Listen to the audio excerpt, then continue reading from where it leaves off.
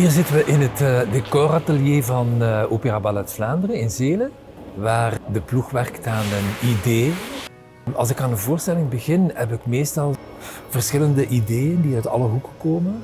Er is bijvoorbeeld de vraag naar Steven Prengels om de muziek te componeren. Er was de vraag aan Bernine de Bruycker om mee te denken over een concept van een decor, een plek. Er was de vraag om te kunnen verder werken met de dansers van Opera Ballet Vlaanderen en het koor. Dus dat zijn eigenlijk de vertrekpunten geweest. Een omgeving creëren waarin dat al die dingen zouden kunnen samenkomen, een omgeving die heel specifiek is, werd dan op een bepaald moment het idee van laten we een boom uit de Seine laten groeien. Naast het feit dat er dus verschillende ideetjes samenkomen, ben ik persoonlijk altijd heel erg afhankelijk van wat de dansers waarmee ik samenwerk willen binnenbrengen in een voorstelling. Dat is altijd een obsessie van mij, van ervoor te zorgen dat een voorstelling toch reflecteert met wat dat je op een bepaald moment in een tijd ook meemaakt.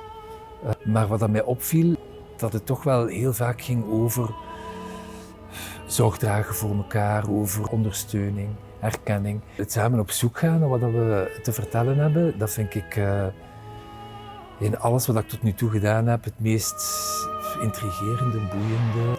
Maar in dat verband bijvoorbeeld, omdat we hier zijn, hoorde ik van een van de hoofdtechniekers dat dat een van de weinige projecten is waarin dat hij het gevoel heeft dat iedereen die hier in de technische afdeling werkt, uitgenodigd en bijna verplicht wordt om samen te werken om dat ene voorwerp, die een boom, om dat te realiseren.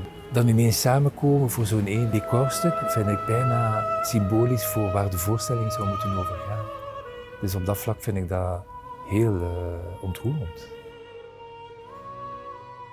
Ik voel inderdaad een enorme betrokkenheid, wat dat absoluut uniek is. Mijn eerste voorstel was eigenlijk een voorstel dat redelijk vergaand was. Maar dus onderweg heb ik nooit gevoeld dat er een obstructie zou komen. Integendeel, er werd vooral meegedacht en meegezocht naar hoe willen we het idee dat jij hebt, hoe gaan we dat realiseren, hoe moeilijk dat ook is.